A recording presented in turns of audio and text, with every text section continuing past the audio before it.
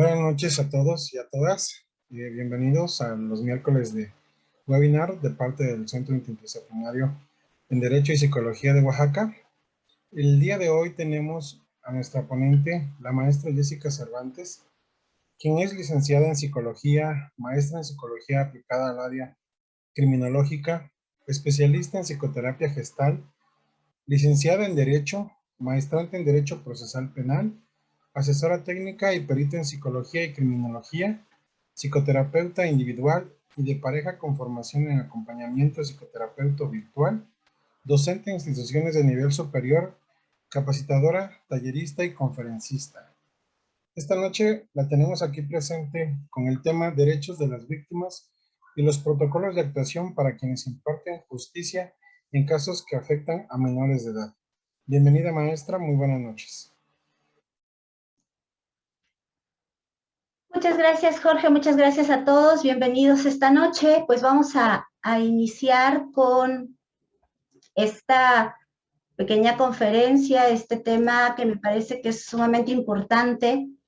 hablar acerca de los derechos de las víctimas y todos los protocolos de actuación que han venido surgiendo precisamente a partir de una serie de cambios que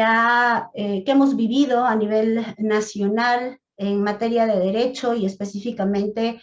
en lo que tiene que ver con la impartición de justicia penal. Y bueno, pues específicamente hablaremos del caso de la pericial psicológica, en donde pues vamos a encontrar una serie de opiniones y contraposiciones de opiniones también bastante interesantes y que bueno, pues es muy importante que nosotros podamos ir verificando, actualizándonos y sobre todo comprendiendo un poco cuál es la tarea de la psicología y del psicólogo, junto con muchos otros profesionales, ¿no?, de diferentes ciencias forenses en la impartición de justicia penal. En este caso, pues bueno,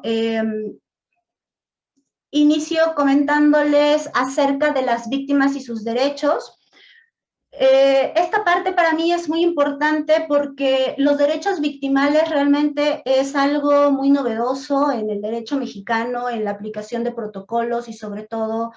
en la forma en la que se imparte justicia en nuestro país. ¿Por qué digo que es novedoso? Bueno, pues porque precisamente en general el estudio de la víctima o de la victimología es muy nuevo, surge aproximadamente en los años 70,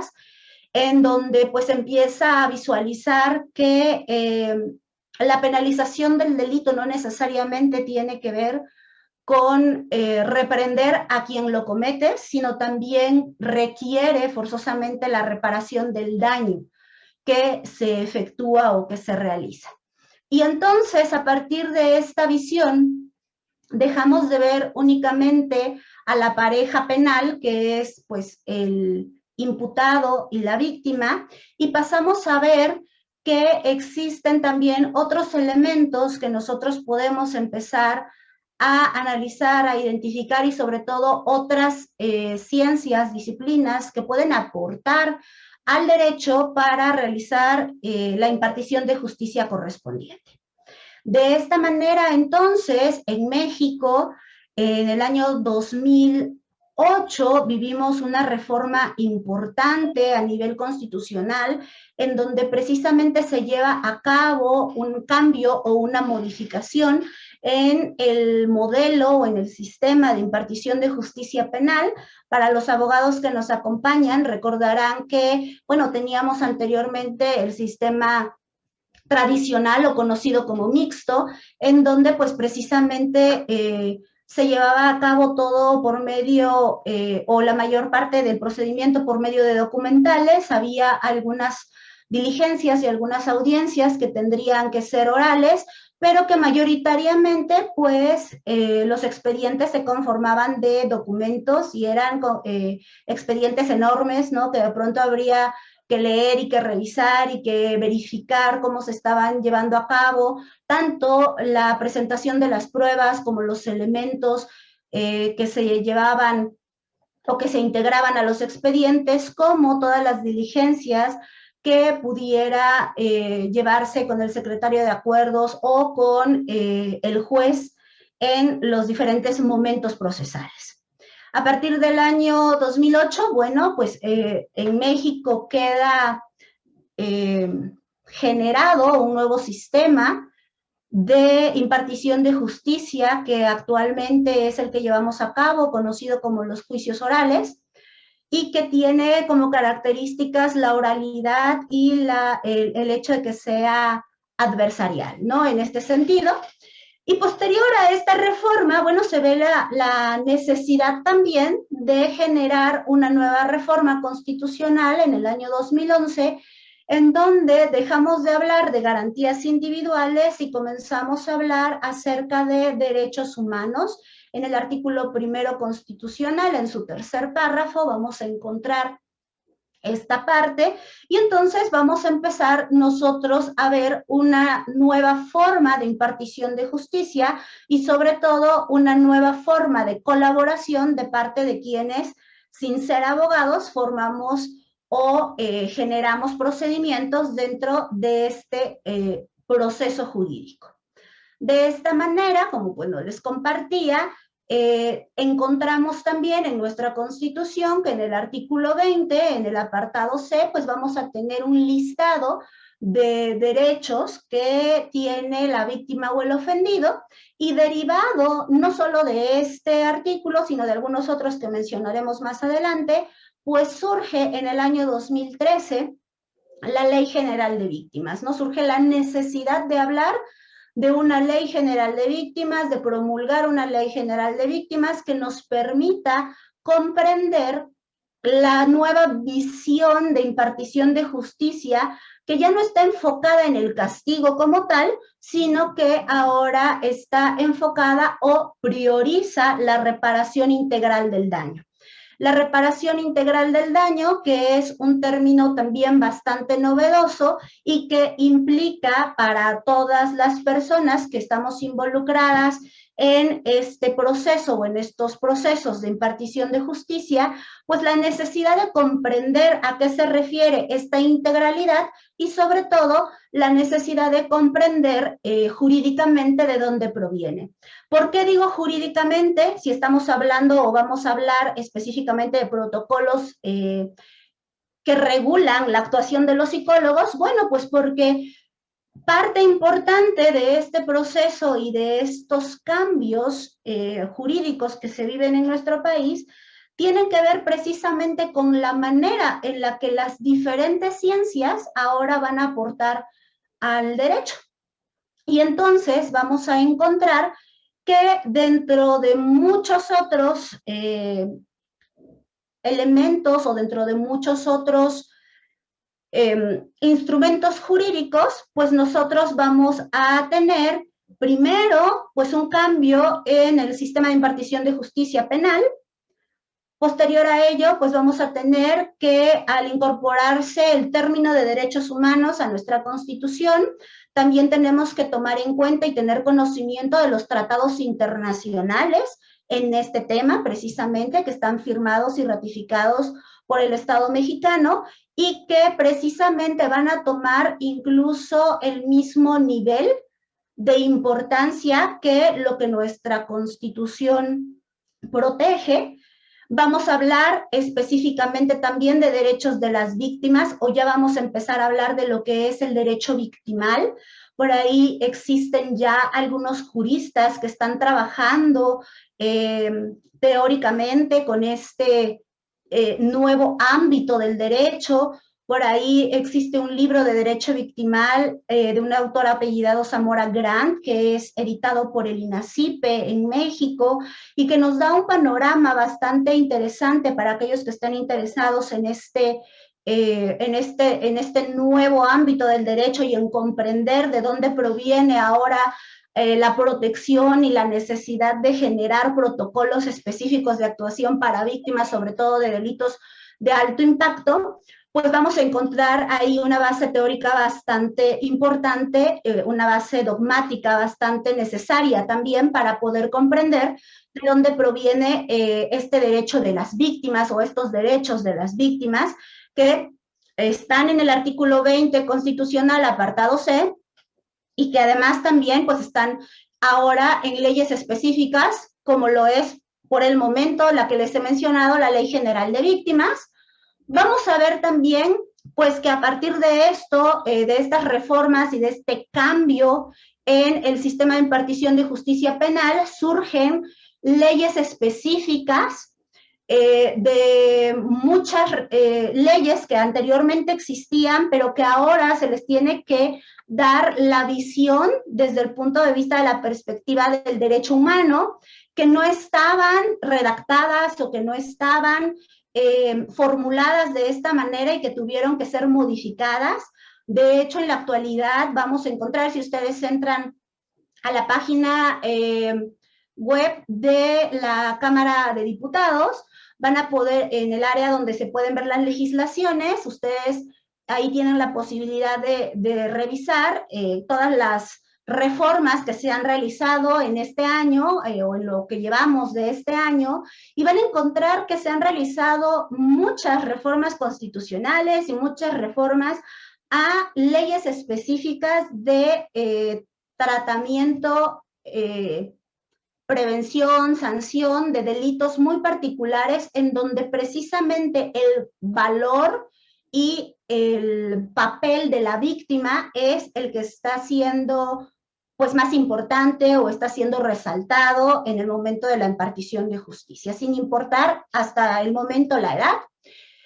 Y derivado de esto, pues surge la necesidad de crear protocolos de actuación específicos y especializados. Específicos, ¿por qué? Bueno, pues porque vamos a tener que no todos los delitos o los tipos penales que contempla la legislación mexicana van a generar el mismo tipo de daño o el mismo nivel de daño a una persona que vive directa o indirectamente estas acciones, y también porque vamos a encontrar que dependiendo del nivel de desarrollo social, emocional, cognitivo, físico que tenga la persona que es víctima directa de algún acto posiblemente delictivo o de algún hecho posiblemente delictivo, pues va a ser el tipo de atención que va a necesitar o que va a requerir, y sobre todo el nivel o profundidad de daño que pueda vivir y que requiera ser reparado. A partir de esto, entonces, pues nosotros nos vamos a encontrar específicamente en el caso de los niños con que los derechos victimales van a estar primero protegidos en nuestra Constitución política, en el artículo primero, en el tercer párrafo, en el artículo 17, en el artículo 20, apartado C, y en el artículo 73, fracción 29 X. Y entonces, en estos artículos vamos nosotros a encontrar dentro de nuestra Constitución todas las bases que sustentan jurídicamente, por un lado, los derechos humanos de los niños, porque estamos hablando de menores de edad específicamente, en este caso, de los niños y de los adolescentes. Vamos a encontrar también cuáles son aquellos derechos o aquellas garantías que proporciona el Estado mexicano a estos menores cuando son transgredidos sus derechos humanos o son afectados sus diferentes esferas de desarrollo, y vamos a encontrar también cuál es la regulación de las personas que actúan en estos casos, ya sea como servidores públicos o en el caso de los particulares como parte de la defensa en un momento determinado o de la asesoría que sea solicitada por parte de la víctima. Tenemos también los tratados internacionales en materia de derechos humanos. El principal que tenemos es pues la Declaración Internacional de los Derechos de los Niños, que integra e incorpora una serie de elementos que nos hace saber cuáles son aquellas acciones que nosotros como profesionales forenses, que nos desempeñamos en el ámbito forense, en el ámbito del derecho, necesitamos saber y necesitamos implementar cuando trabajamos con menores de edad. También tenemos la Ley General de Víctimas, que fue promulgada en el año 2013 y que su última reforma la vivió hace algunos meses, en este año, y que me parece muy importante mencionar que esta Ley General de Víctimas, como su nombre lo dice, es general. Lo que nos da y lo que contiene es una serie de principios jurídicos, una serie de recomendaciones institucionales y una serie de estructuras institucionales que el Estado mexicano requiere promover e instaurar dentro de sus diferentes instituciones de impartición de justicia penal, en donde se va a atender específicamente a las víctimas, ¿no? Específicamente en el artículo 5 de la Ley General de Víctimas, pues vamos a encontrar todos los principios que regulan precisamente a la atención a las víctimas, y específicamente vamos a encontrar pues un principio que seguramente hemos escuchado mucho, sobre todo los que ya estamos involucrados en este ámbito de impartición de justicia, ya sea como abogados o como psicólogos o como profesionales que fungimos como peritos o asesores técnicos, que es el interés superior de la niñez. Este es uno de los principios básicos de la atención victimal y, bueno, hablando de menores de edad, pues es primordial. Vamos a encontrar también que existen leyes específicas para casos concretos, como lo es la Ley General para prevenir, sancionar y erradicar los delitos en materia de trata de personas y para la protección y asistencia a las víctimas de estos delitos, que es una ley promulgada en el año 2012, que también acaba de ser hace algunos meses reformada, y que esta ley promulgada en el 2012 deroga a la ley anterior, que únicamente se llamaba Ley para prevenir y sancionar la trata de personas, ¿no? Entonces, se van haciendo, como ustedes pueden ver, algunos cambios en el sistema jurídico mexicano, precisamente para poder ir acomodándonos, ajustándonos a lo que internacionalmente estamos comprometidos como estados firmantes de tratados internacionales que protegen derechos humanos, y más tratándose de niños y adolescentes. También tenemos la Ley General de Acceso de las Mujeres a una Vida Libre de Violencia, que fue promulgada en el año 2007 y que también este año tuvo reformas. La Ley General para prevenir, investigar y sancionar la tortura y otros tratos o penas crueles, inhumanos o degradantes, que también este año vivió reformas, entre otras que nosotros vamos a poder consultar dependiendo de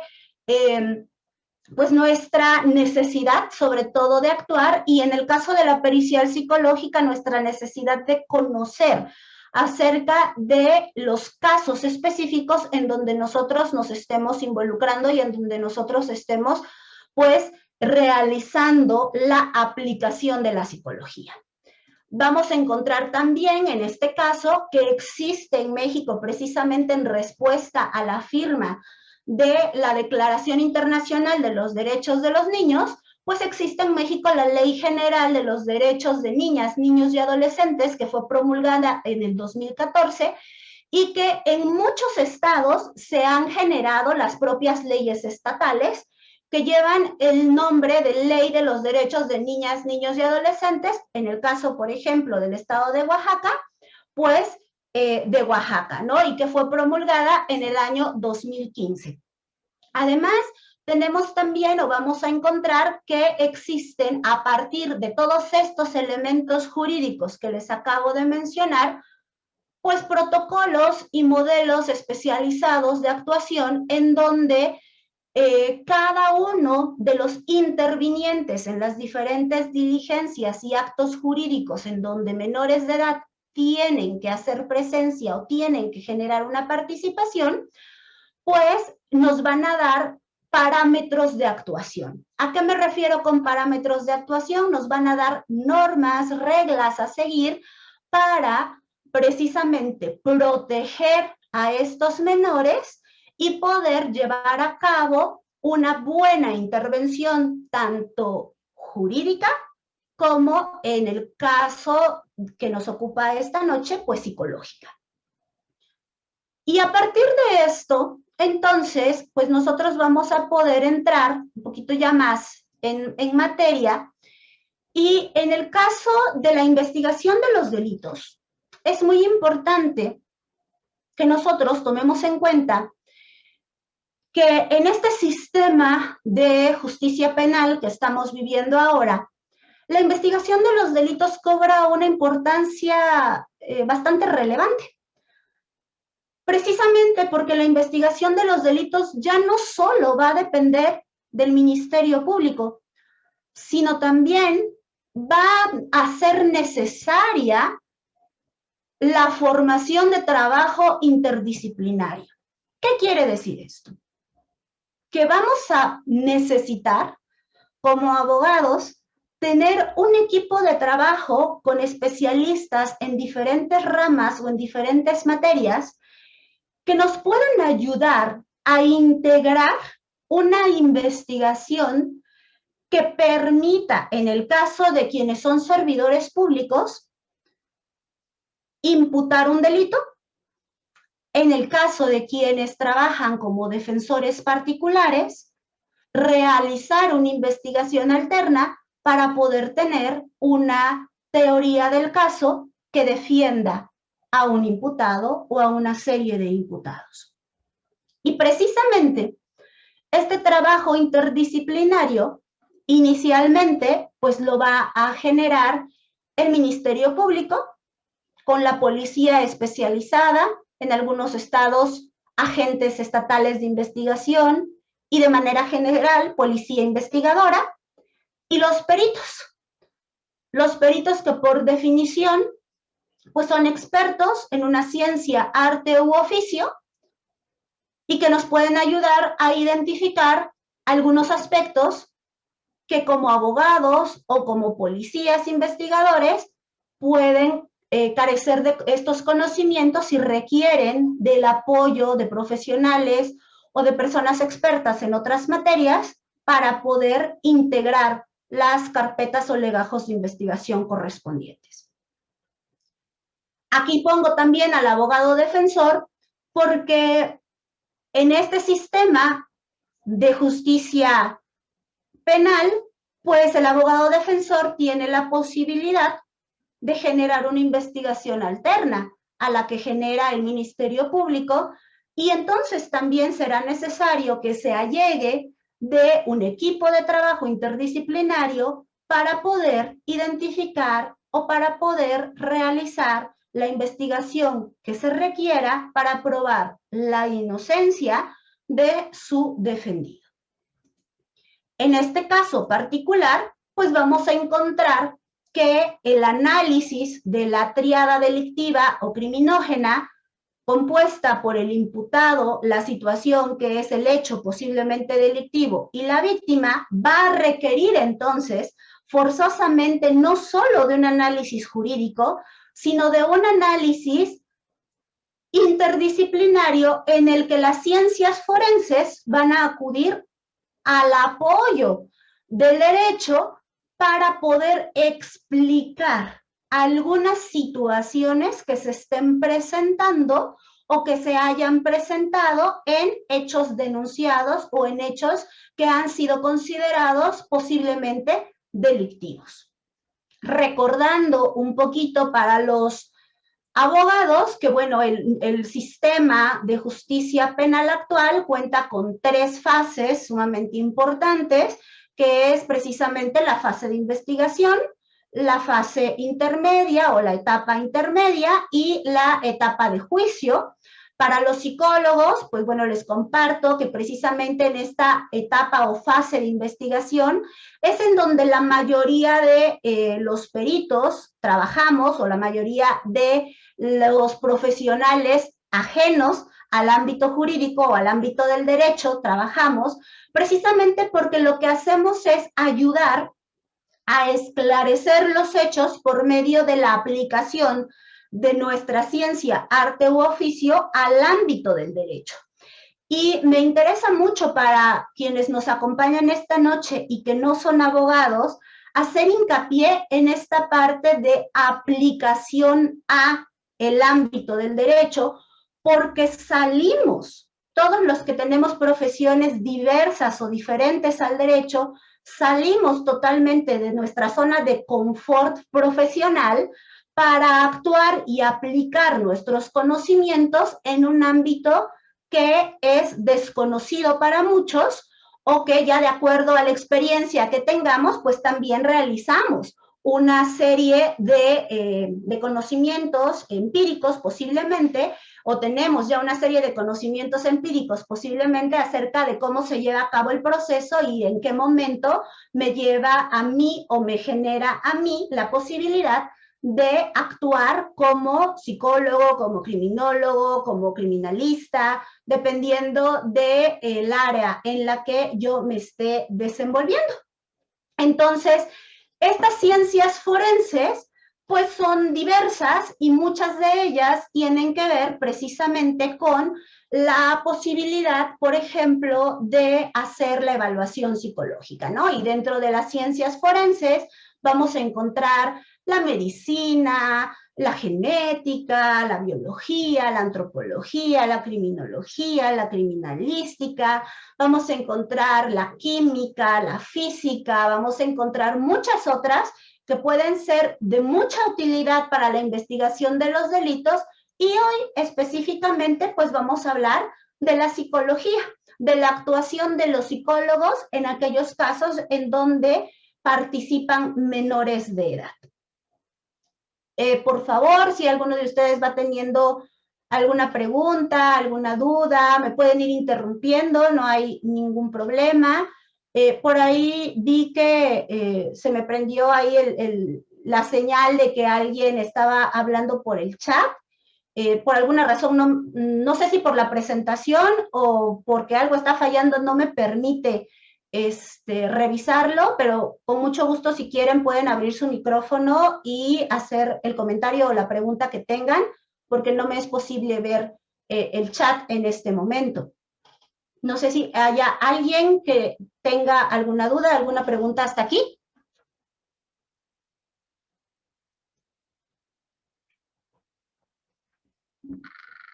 Muy bien. Entonces, bueno, les decía yo específicamente, en este caso vamos a hablar de la psicología. Y vamos a hablar de aquellos casos... Maestra, buenas noches. Sí, buenas noches, Carlos, adelante. Creo que el del chat era únicamente para saludarla. Me da muchísimo gusto saludarla y poder verla, quizá por este medio. Muchas gracias, Carlos. Qué bueno que pudiste conectarte. Bienvenido. Me interesó muchísimo, gracias, maestra. Me interesó muchísimo, precisamente porque usted sabe que por el ámbito de mi trabajo, el tipo principalmente de delitos con el que nosotros trabajamos, pues son delitos culposos. Mi pregunta es aquí entonces, ¿cómo determinar quién de los conductores o hasta dónde le puede hacer conocimiento de sus derechos como víctimas? Ok. En este caso, Carlos, tú sabes como servidor público que tienes la obligación de hacer de conocimiento al posible responsable de los derechos que tiene. Y actualmente también es tu obligación decirle a la parte afectada los derechos a los que tiene acceso y que están protegidos por la ley. Es importante que se les proporcione la información. Recordemos que en el ámbito de tu trabajo, la decisión de la persona si continúa con un proceso o no, pues ya es total y completamente individual y no depende de ti. Pero sí es importante que se le haga saber esta parte. De hecho, parte importante de los protocolos de actuación, no solo para en el caso donde hay menores de edad, sino en general, es precisamente mantener informada o informado a la persona con la que estemos nosotros colaborando, a la que estemos nosotros evaluando, a quien estemos nosotros acompañando en el proceso que corresponda, precisamente porque hay un importante grado o nivel de desconocimiento en la sociedad civil de cuáles son los derechos y cuáles son nuestras obligaciones como ciudadanos mexicanos. Y en este caso, pues el derecho de las víctimas es precisamente también el derecho a la información, el derecho a que, en mi caso, por ejemplo, como psicóloga, antes de empezar una entrevista, antes de empezar una evaluación pericial, yo pueda decirles primero quién soy, segundo, cuál es mi función dentro del proceso jurídico que está llevando o que puede llevar. Tercero, explicarle en qué consiste este proceso jurídico, no decirle qué es una denuncia, decirle qué sucede si miente en su declaración, pedirle que me diga si tiene alguna duda, alguna pregunta, ¿no? Todo lo que en un momento determinado el protocolo o también la ética profesional de cada uno de nosotros nos dicta a la atención o que hagamos en atención a las personas, en este caso víctimas de diferentes hechos. Y por otro lado también es muy importante porque estos derechos van a también permitir y promover pues el consentimiento de la persona para la realización de las diligencias que como peritos nos corresponden. Si yo no comprendo cuáles son mis derechos y cuáles son en un momento determinado también mis obligaciones, no puedo consentir a que se haga una evaluación psicológica o a que en tu caso hagas una evaluación o un peritaje criminalístico, ¿no? Entonces, esto es muy importante. Hablarles, comentarles, compartirles esta parte, porque realmente existe un enorme desconocimiento. Si dentro de nosotros como profesionales que trabajamos en este ámbito, a veces el desconocimiento existe, pues más en la sociedad civil que no tiene mucho contacto con esta parte. Entonces sí es muy importante que la víctima también conozca sus derechos y se le puedan decir cuáles son sus derechos. No sé si con esto aclaro la duda que tenías. Sí me queda mucho más claro, es real todo lo que usted me está comentando, es como que amplía el panorama. Sí me queda un poquito de duda ahí en el aspecto de que, independientemente de que nosotros fungamos como peritos en hechos de tránsito, nuestro uniforme en todo momento dice policías. Y una de las intenciones que se busca es, vamos, que haya la presunción de inocencia por parte de hacia ambas partes involucradas. Es decir, no victimizar o no poner como sujeto pasivo o activo directamente a cualquiera de las partes. Claro, y esto es precisamente porque el único que puede en un momento determinado dar este papel, pues va a ser un juez. Aquí lo que ocurre es, recuerda que tú también tienes como autoridad policial, o bueno, como parte del cuerpo policial, en este caso de tránsito, tú tienes también un protocolo del primer respondiente. Y en muchas ocasiones a ti te corresponde ser ese primer respondiente, precisamente por la actividad que realizas. Entonces, en este protocolo de primer respondiente, es importante, sin victimizar y sin generar un señalamiento a cualquiera de las partes, darles la información de cuáles son sus derechos en ese momento. Ya el resultado del peritaje, bueno, eso es aparte y en su momento tendrá que ir a un expediente o una carpeta de investigación si es que se lleva a cabo como tal todo el procedimiento.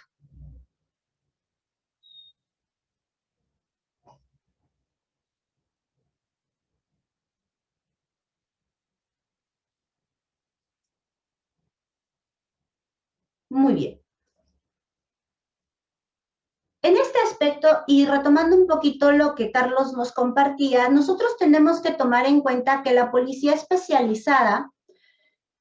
es una parte fundamental de la investigación de los delitos y que precisamente también ellos tienen protocolos especializados, no solo como primeros respondientes, sino también como personas o agentes interactuantes en la investigación de un delito posterior a que se hayan cometido los hechos y en el seguimiento de la investigación policial. Por ahí hay una serie de controversias, sobre todo en la forma en la que deben de generar su informe policial homologado, hay una serie de diferencias en el formato, una serie de situaciones ahí un tanto más ya de cuestión de instituciones, ¿no? Y de normatividad institucional con respecto a esto. Pero en el caso específico de la psicología, pues bueno, nos vamos a encontrar primero con que la psicología como ciencia auxiliar del derecho tiene o recibe un apellido, y es que el apellido que recibe pues es psicología forense. No estamos aplicando cualquier tipo de psicología, no estamos aplicando cualquier tipo de valoración o evaluación psicológica, y esto es sumamente importante que nosotros también, como profesionales de la psicología y como profesionales del derecho, tengamos conocimiento de esto. El hecho de que un profesional de la psicología tenga una cédula profesional que lo acredite como psicólogo, no significa que tenga el conocimiento suficiente y necesario para actuar en el campo forense, en el ámbito jurídico. Y precisamente por eso es importante definir qué es la psicología como ciencia forense. Y la psicología como ciencia forense es una ciencia aplicada que se encarga precisamente de auxiliar en el proceso de la administración de justicia en diversos ámbitos del derecho, no solo en el penal, otorgando elementos de información o elementos probatorios que permitan a los jueces tomar las mejores decisiones en los casos en los que estemos actuando, ya sea en la materia del derecho familiar, civil, laboral, penal, entre otros. ¿Por qué digo entre otros? Porque dependerá de las características de cada uno de los casos la necesidad de la pericial psicológica o no. En los casos en donde mayoritariamente nos llaman a los peritos psicólogos o a los psicólogos a realizar peritajes, pues tienen que ver con delitos de alto impacto, en donde las víctimas o los ofendidos pueden tener mayores daños o mayores perjuicios a nivel emocional. También en donde hay decisiones importantes que involucran a menores, como lo es una guarda y custodia, como lo es una pensión alimenticia y el régimen de convivencia, como lo puede ser un delito cometido a un menor de manera directa, o en aquellos casos en donde los menores también son testigos de la comisión de delitos.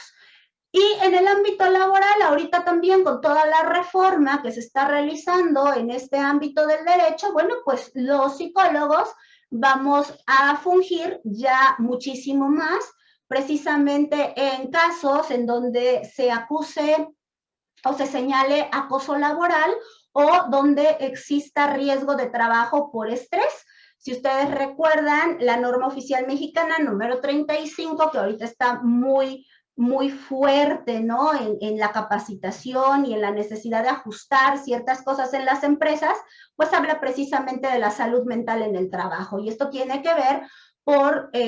una observación que nos hace la OIT al Estado mexicano, en donde pues el Estado mexicano o los mexicanos somos dentro de la población mundial pues los que mayor estrés laboral vivimos, ¿no? Y entonces se tiene que hacer una serie de modificaciones precisamente para poder encontrar esta media en donde el Estado mexicano, con la normatividad que tiene, más los tratados internacionales en materia de derechos humanos que ha firmado, encuentren un equilibrio. Y precisamente, pues todas estas reformas están atendiendo a esta situación en particular. Además de esto, entonces, si nosotros estamos viendo y estamos diciendo que la psicología forense es una ciencia auxiliar del derecho, entonces es muy importante que nosotros podamos ver cuáles son estas áreas de aplicación, sobre todo en aquellos casos donde participan menores de edad. Y como les comentaba, bueno, pues es la custodia, la tutela y la curatela cuando es una cuestión de menores de edad, el régimen de visita cuando se está haciendo una separación entre los padres o en el caso cuando se está solicitando la pensión alimenticia y la evaluación a víctimas de delitos en donde los niños pueden surgir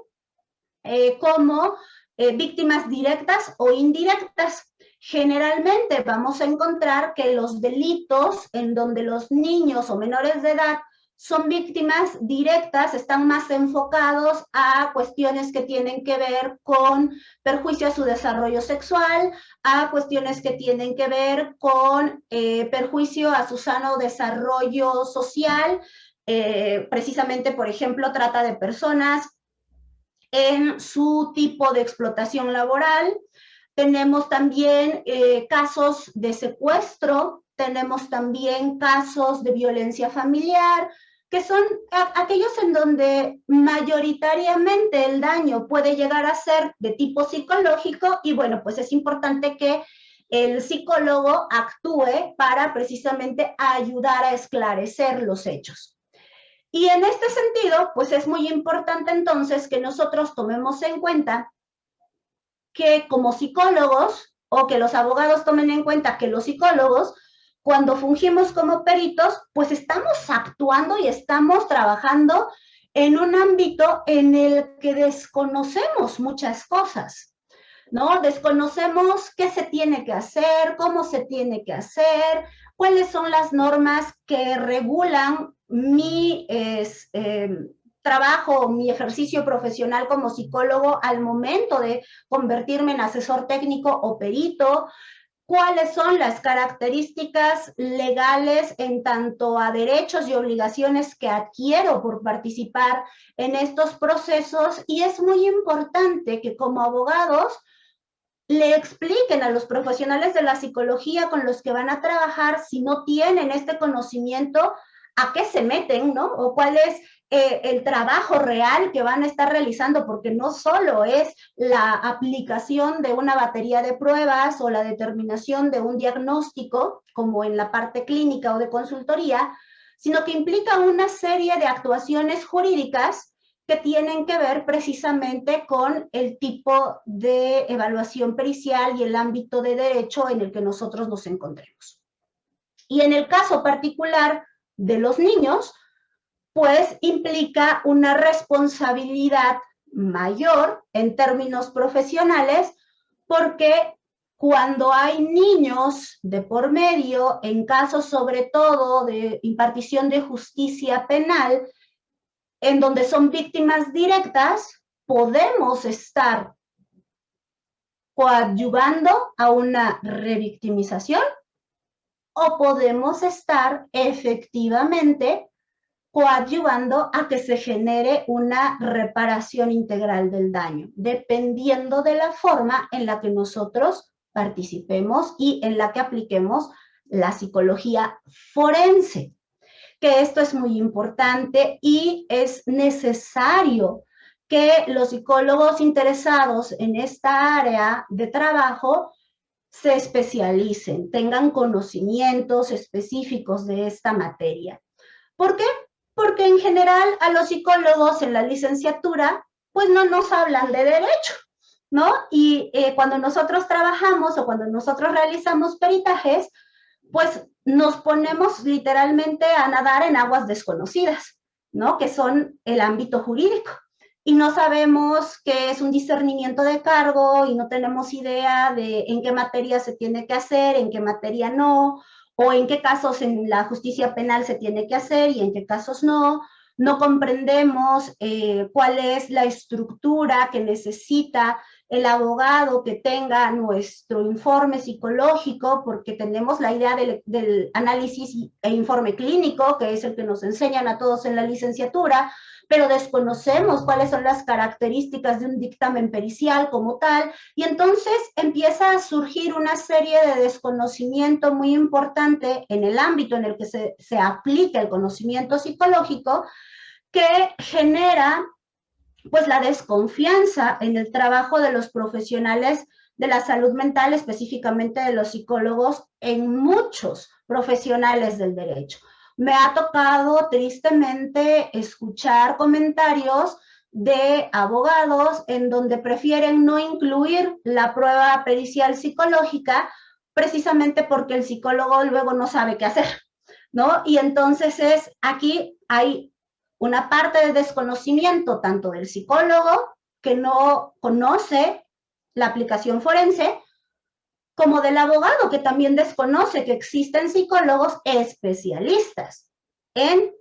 la intervención forense. Y precisamente por eso para mí es muy importante, y más cuando hablamos de niños,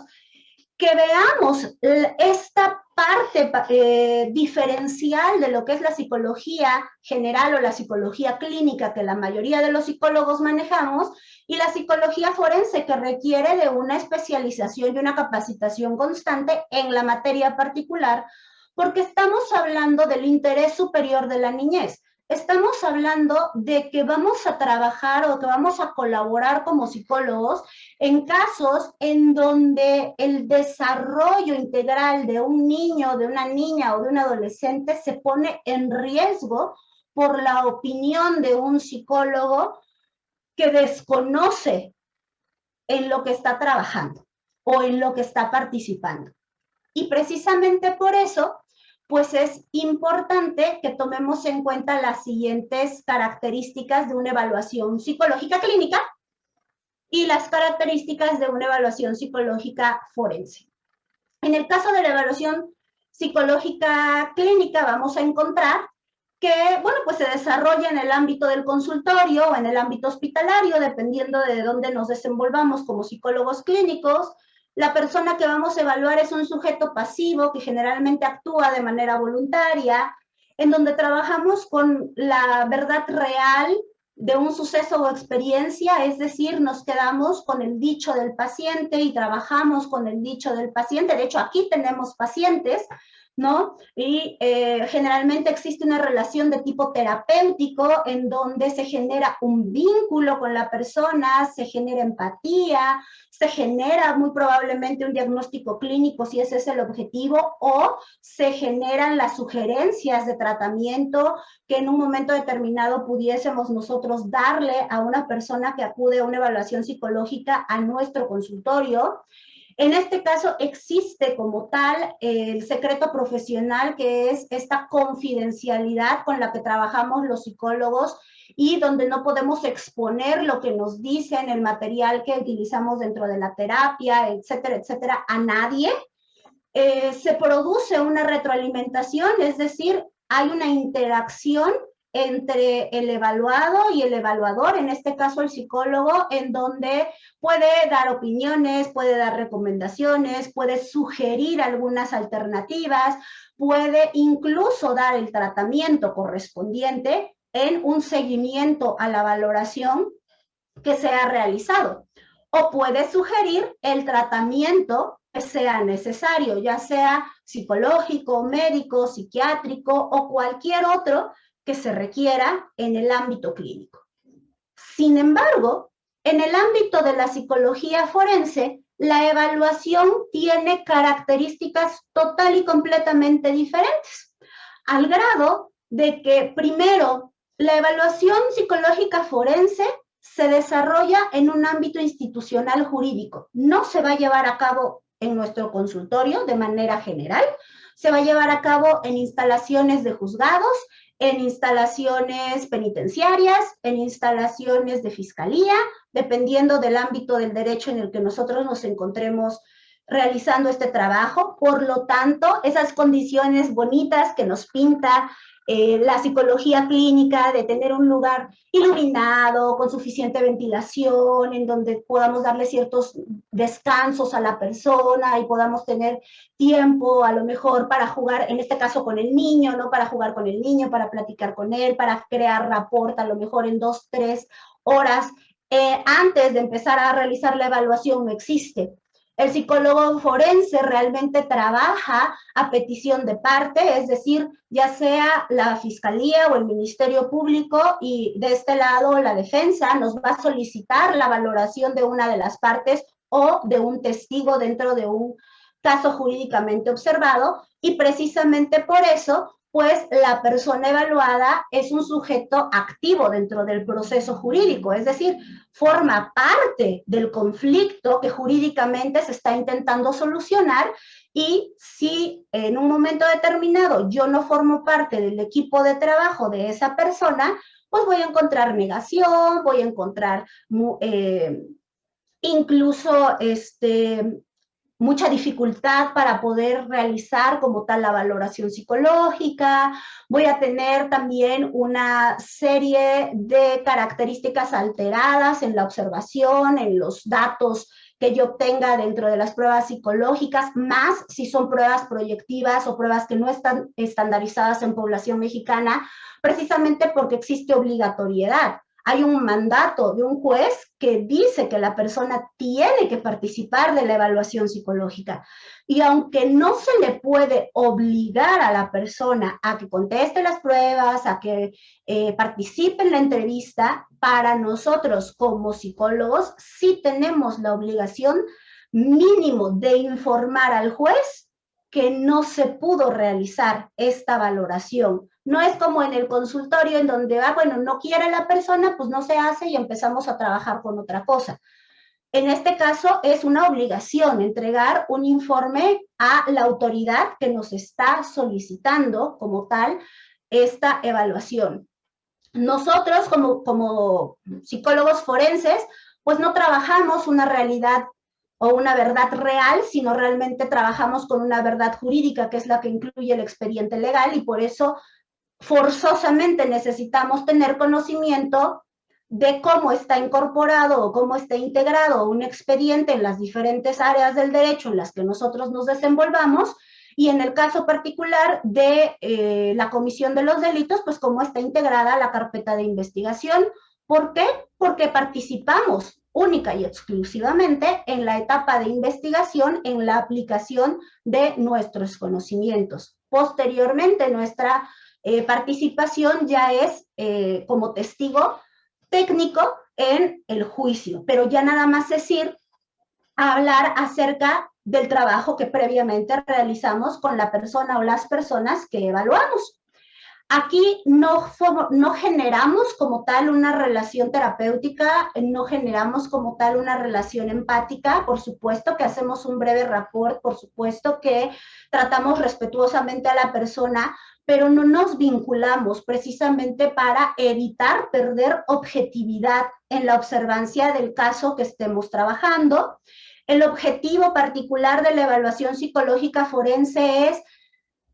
observar, determinar, identificar características en el evaluado que se encuentren relacionadas directamente con el hecho posiblemente delictivo o jurídicamente observado, y no dar un diagnóstico como tal. No es mi tarea decir si la persona está deprimida, si la persona tiene ansiedad, si la persona tiene algún trastorno aparte, salvo que sea por mandato de juez o por solicitud de parte que yo lo realice. Pero mi participación principal está en función de esclarecer los hechos que están siendo jurídicamente observados y determinar en un momento dado el daño psicológico y emocional que en este caso los menores o las personas evaluadas pudieran estar sufriendo. Sí se guarda confidencialidad, pero no tenemos como tal secreto profesional. ¿A qué me refiero con esto? Precisamente al ser el trabajo del psicólogo forense una herramienta para la toma de decisiones de un juez, yo necesito decirle al juez qué es lo que encontré en las sesiones de evaluación que realicé con la persona que me pidió evaluar. Yo necesito decirle a la parte que me haya solicitado la evaluación, decirle qué es lo que encontré en la valoración psicológica que realicé a una persona determinada. ¿Y en qué consiste entonces la confidencialidad? En el hecho de que yo no voy a estar divulgando lo que jurídicamente está siendo observado y lo que psicológicamente fue evaluado. Pero sí tengo la obligación de dar un informe al juez, de mostrar los resultados de las pruebas o técnicas aplicadas, incluso de proporcionarlos por el principio de contradicción que, pues, regula el proceso de impartición de justicia penal específicamente. No produce retroalimentación ni seguimiento, es decir, yo no le estoy dando terapia a la persona evaluada cuando estoy actuando como psicólogo forense, no le estoy dando consejos, no le estoy proporcionando como tal una terapia o tratamiento psicológico, al contrario, lo único que estoy haciendo es evaluarlo y por lo tanto no hay seguimiento, es decir, yo no puedo darle terapia a esa persona, no puedo, después de evaluarlo, no puedo continuar trabajando con esa persona en ningún aspecto, porque entonces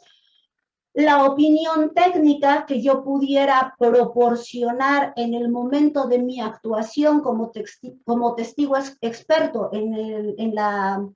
audiencia de juicio sería total y completamente subjetiva, porque ya estaría involucrada terapéuticamente con esa persona. Por lo tanto, si voy a sugerir que una persona tenga tratamiento psicológico, tendrá que recibirlo de un profesional de la psicología diferente a mí, que fui perito, ¿no? Y por último, bueno, pues las conclusiones de esta evaluación forense, pues siempre van a estar enfocadas y estar relacionadas al objetivo jurídico de la evaluación,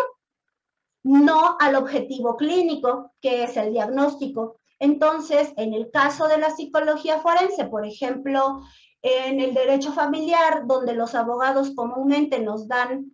una serie de posiciones o preguntas que debemos responder por medio de instrumentos y herramientas psicológicas, pues vamos respondiendo como si fuera un cuestionario, pregunta a pregunta, psicológicamente lo que pudimos encontrar a ese respecto y no decimos más. Así pues, en el caso de los niños, pues existen muchos aspectos de importancia y de vigilancia jurídica en la actuación pericial, que es, primero, el psicólogo para poder realizar un peritaje requiere de tener acceso al expediente, legajo, carpeta o causa jurídica en la que va a trabajar. Psicólogo que no conoce carpeta de investigación, expediente legal o causa penal en la que está trabajando, no sabe, va a ciegas en una investigación y no va a poder dar un resultado que efectivamente aporte a la defensa o acusación de una persona. Además, todos los psicólogos, tanto institucionalizados o particulares, tenemos que actuar en base a los protocolos de actuación y conforme a derecho. ¿Qué quiere decir esto? Que necesito seguir las normas del procedimiento jurídico y necesito seguir los protocolos de actuación que están avalados, aceptados y que integran e incorporan el derecho internacional comparado, sobre todo en cuestión de derechos humanos, y tratados internacionales, a la aplicación de la psicología en el ámbito jurídico. Y por último, tengo que realizar una evaluación diferenciada y especializada. ¿Qué significa esto? Especializada, que tenga yo conocimiento de psicología forense, que sepa yo a qué me estoy metiendo al realizar la aplicación de la psicología en el ámbito jurídico y además que tenga yo también la capacitación psicológica para poder evaluar a un niño o a un adolescente en este caso. No necesariamente que yo sea experta en derecho, no necesariamente que yo sea experta en sistema acusatorio y oral, pero sí necesito ser experta en la materia de psicología en la que estoy trabajando, que es la forense, y que ya vimos por qué es diferente a la clínica. Y basado en esto, entonces, vamos a encontrar que en México tenemos al menos 2 protocolos y modelos nacionales que debemos de seguir, y específicamente en Oaxaca, como en otros estados, tenemos un protocolo especializado que debemos de observar. Y estos son el modelo especializado para la toma de declaraciones infantiles, editado en el año 2009 por la Secretaría de Seguridad Pública, en el cual vamos a encontrar todas las características que debe de tener tanto el espacio físico en donde se toma la declaración de un menor, como cuál es la participación del perito psicólogo en esa declaración, qué tipo de acompañamiento se le tiene que dar, cuáles son los pasos a seguir, cuáles son las características que deben de tener, el estilo de preguntas, el estilo de toma de declaración, la forma en la que se realice esta toma de declaración, quiénes tienen que estar presentes en esa toma de declaración, y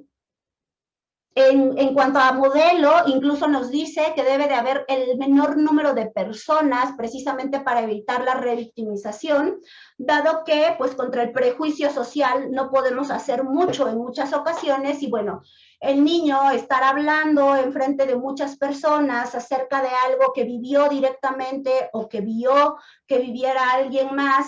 y que pueda ser señalado o que pueda ser juzgado, criticado por lo que nos está diciendo el adolescente, pues esto genera una victimización institucional que vulnera a los menores y que va contra este principio del interés superior de la niñez, y que además, pues, produce que la declaración puede estar viciada. Es decir, que ante la actitud que ve el menor de los adultos,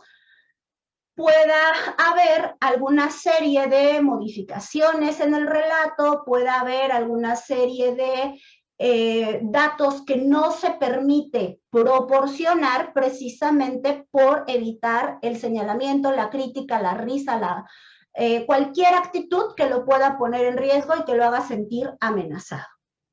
Este modelo especializado, pues, incluye obviamente a la figura del Ministerio Público, a la figura del abogado defensor y del perito psicólogo, así como el representante legal del niño, que puede ser, pues, su mamá, su papá o algún familiar que haya sido señalado como tal. También tenemos el protocolo de actuación para quienes imparten justicia en casos que afecten a niñas, niños y adolescentes, editado por la Suprema Corte de Justicia en su primera edición en el año 2012, reeditado en el año 2014, y que está disponible de manera gratuita en la página de esta institución. Ustedes nada más tienen que contestar una breve encuesta de para qué lo van a utilizar y les va a ser enviado a su correo electrónico. Y también en la página les va a dar acceso a un instrumento que este es nuevo, fue editado a finales del año pasado, en donde ya nos explica cómo este protocolo está basado precisamente o está realizado, mejor dicho, precisamente con perspectiva de derechos humanos. ¿Y por qué debemos de seguirlo? ¿Y para qué tenemos que darle observancia en todos los casos donde los niños o adolescentes tengan participación? Y bueno, en el caso del estado de Oaxaca tenemos el protocolo para la Procuración de Justicia especializada a niños, niñas y adolescentes del estado de Oaxaca, que fue publicado en el Periódico Oficial del Estado el día 27 de junio del año 2015, y que también está disponible para su descarga en la página de internet del Tribunal Superior de Justicia del Estado de Oaxaca, y que este fue realizado con apoyo de la Oficina Internacional para la Defensa de los Derechos de los Niños y la UNICEF. Entonces, fíjense cómo estos protocolos ya están incorporando todos los tratados internacionales en materia de defensa de derechos de la infancia, y que también está incorporando todo lo que tiene que ver con los aspectos jurídicos y los aspectos de observancia legal a nivel mexicano o estatal, en este caso en Oaxaca. Hay otros estados que tienen sus propios protocolos, que editaron sus propios protocolos basados precisamente en el de la Suprema Corte de Justicia de la Nación. Incluso la Suprema Corte de Justicia de la Nación regularmente realiza cursos en línea para capacitar a personal que trabaja o que interviene en casos donde se imparte justicia y están involucrados menores de edad, para que conozcan cómo se aplica este protocolo de actuación. Y dentro de los aspectos más importantes de este protocolo, pues primero es la especialización del perito. La necesidad de que el perito psicólogo, en este caso, conozca sobre desarrollo infantil y adolescente y esté actualizado en instrumentos psicológicos y, por supuesto, que conozca de evaluación forense. La videograbación de todas las actuaciones de los menores, que es una parte sumamente importante, porque al ser videograbado o grabado en audio y video las participaciones de los menores, esto va a permitir que no se le vuelva a solicitar al menor una declaración, que no se vuelva a revalorar al menor en cualquier caso, en cualquier área pericial, y sobre todo que el relato que se obtenga de ese menor sea lo más apegado a la realidad posible por las características de desarrollo cognitivo, específicamente de la memoria, en los niños y en los adolescentes, que a largo plazo todavía no tiene la suficiente madurez para poder reproducir o recuperar el recuerdo de eventos,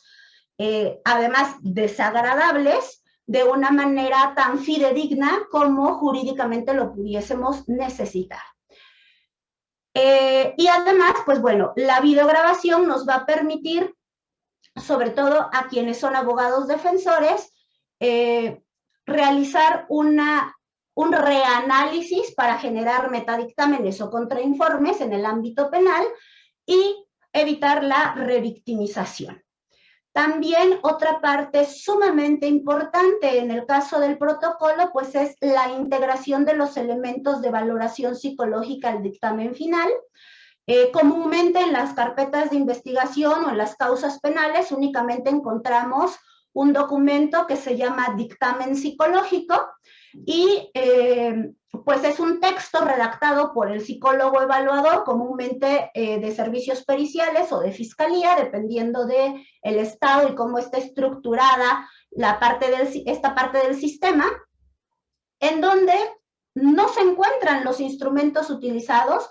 Posiblemente sí son mencionados en el texto, pero no nos dan copias o no nos dan acceso a los instrumentos que fueron utilizados, y en este caso, pues los protocolos nos obligan a presentarlos. Me ha tocado ver que muchos psicólogos que están institucionalizados justifican precisamente el no presentar estas herramientas psicológicas, ya sea en original o en copia, en el expediente, porque hablan precisamente del secreto profesional. Como nosotros ya lo vimos, el secreto profesional en materia de psicología forense no existe, no es aplicable, porque nuestro trabajo como psicólogos forenses, pues precisamente es ayudar a tomar las mejores decisiones a los jueces y también cumplir con los procedimientos y los principios jurídicos que avalan y que garantizan una impartición de justicia igualitaria. Entonces, no integrar estos documentos al expediente, pues va contra el principio de igualdad y contra el principio de contradicción, en donde pues ya en muchas ocasiones algunos abogados han podido obtener acceso a estos instrumentos precisamente abogando o apelando a pues la falta de observancia a estos principios, ¿no? Que son muy importantes y que además nuestro propio Código Ético del Psicólogo en su última actualización del año 2018 hace una serie de aclaraciones en donde precisamente explica todas las excepciones en cuanto a ética profesional,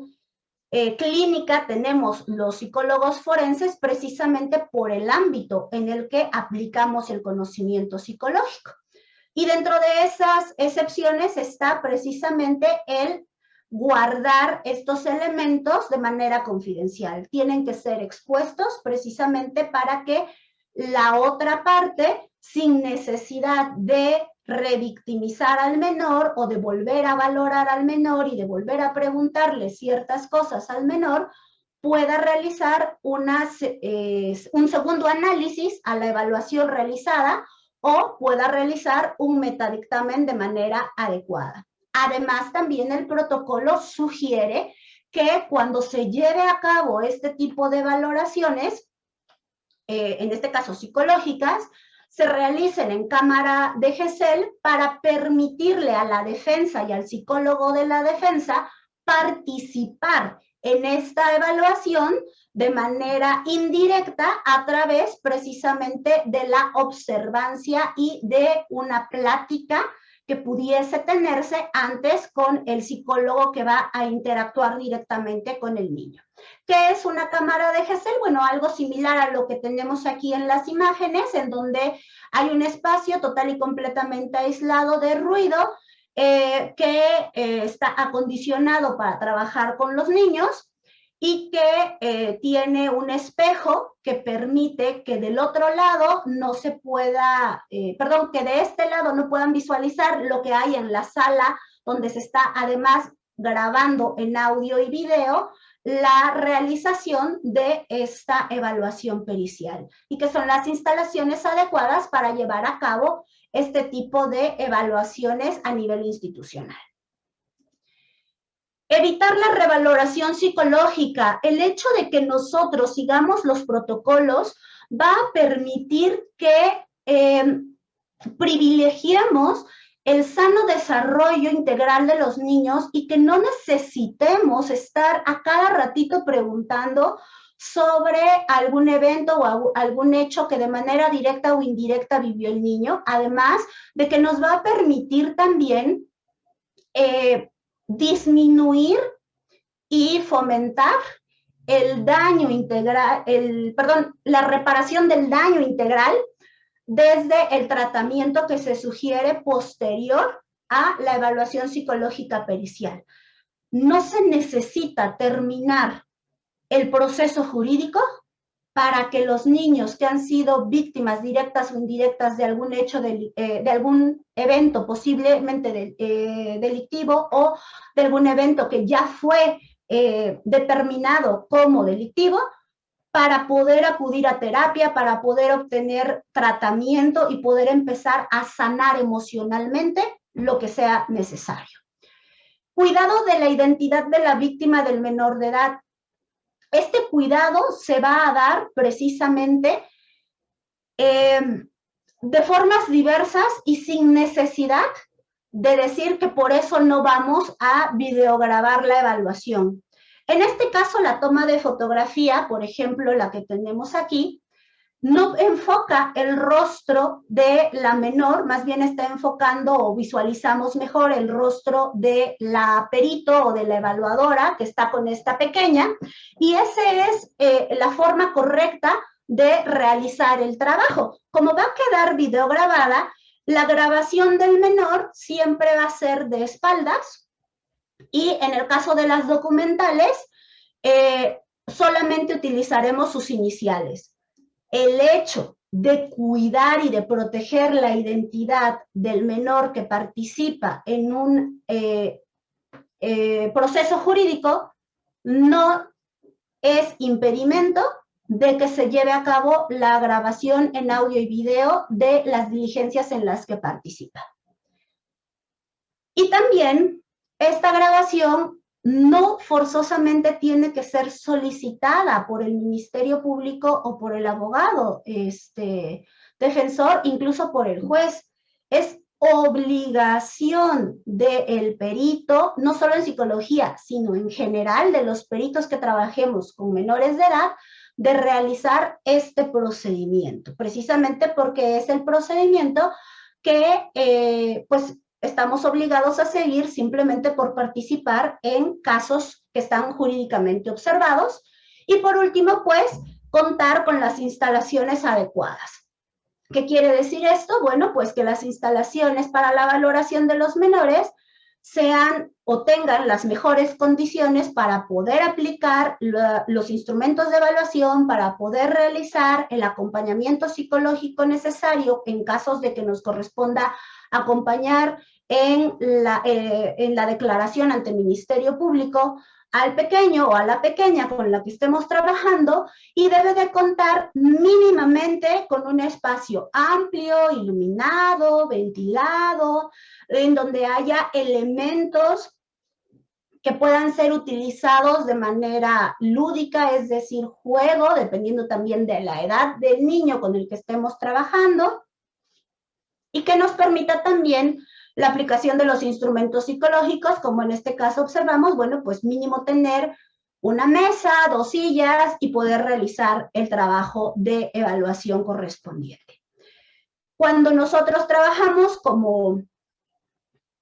peritos particulares o testigos expertos particulares, como nos llaman en el sistema acusatorio y oral, es un poco difícil tener acceso a estas instalaciones, y comúnmente pues en las instituciones donde nosotros realizamos las evaluaciones pues nos dan un espacio que consideran es el prudente para que nosotros trabajemos. Sin embargo, nosotros sí podemos hacer que ese espacio, a pesar de que no sea totalmente idóneo, sí tenga las condiciones necesarias para que un niño o niña se pueda sentir cómodo, cómoda, trabajando con nosotros. Tomando en cuenta que no vamos a dar terapia, que no vamos a hacer como tal un diagnóstico clínico, sino que estamos corroborando una realidad jurídica. Y la realidad jurídica está siempre escrita o integrada en los legajos de investigación, en los expedientes en los expedientes legales o causas penales. Y de ahí, pues precisamente es la importancia de la aplicación de los protocolos. Si ustedes se dan cuenta, la aplicación de los protocolos no solo implican o incluyen beneficiar y proteger los derechos del menor, sino también busca precisamente que se garantice la legalidad del proceso jurídico y, por otro lado, que se garantice la certeza jurídica de parte del imputado de que los procesos y procedimientos de investigación del delito se están llevando a cabo conforme a derecho y conforme a lo que la ley y los protocolos derivados de esas leyes lo demandan. Y entonces beneficiamos a ambas partes del proceso. Y bueno, pues tenemos muy poco tiempo realmente para poder hablar de este tema. Es un tema muy extenso, como ustedes pueden ver. Intenté resumirlo de la mejor manera y sobre todo poniendo los puntos más importantes del actuar psicológico en el ámbito jurídico. Les dejo aquí por último esta lámina donde ustedes pueden ver pues nuestras redes sociales, donde se encuentran nuestras instalaciones y las formas de contactarnos en caso de que tuvieran la necesidad de hacerlo, tuvieran alguna pregunta, alguna duda, con mucho gusto estamos a sus órdenes en el CIEPO. Y pues no sé si existiera alguna pregunta, alguna duda en este sentido con lo que hemos nosotros platicado, con lo que les he compartido esta tarde. Si hay preguntas en la transmisión en vivo.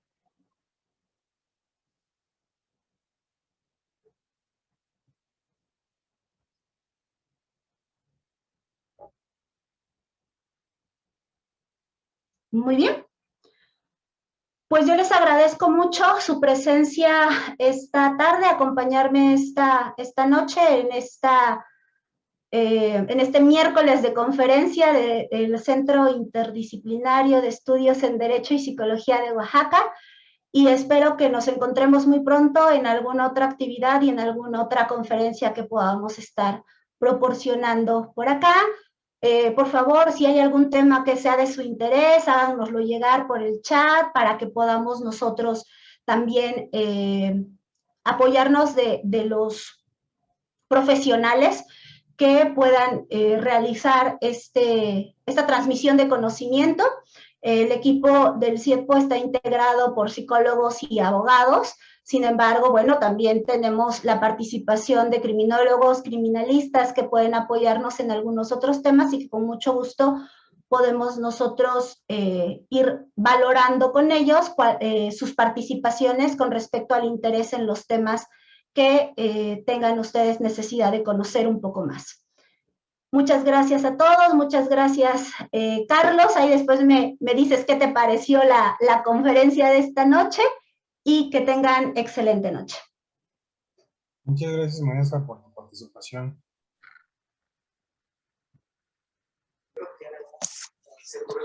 Muchas gracias, maestra. Como siempre, es un gusto escucharla y poder seguir compartiendo experiencias con usted. Nosotros estamos aquí desde el trabajo, estamos escuchando y poniendo atención al tema. Es un tema bastante enriquecedor y que nos va a servir muchísimo. Entonces, enhorabuena, le agradezco muchísimo la atención y espero poder coincidir pronto con usted otra vez. Muchas gracias, Carlos. Muchas gracias ahí a tu compañero, tus compañeros que están escuchando. Que tengan excelente noche y muy buen turno. Gracias.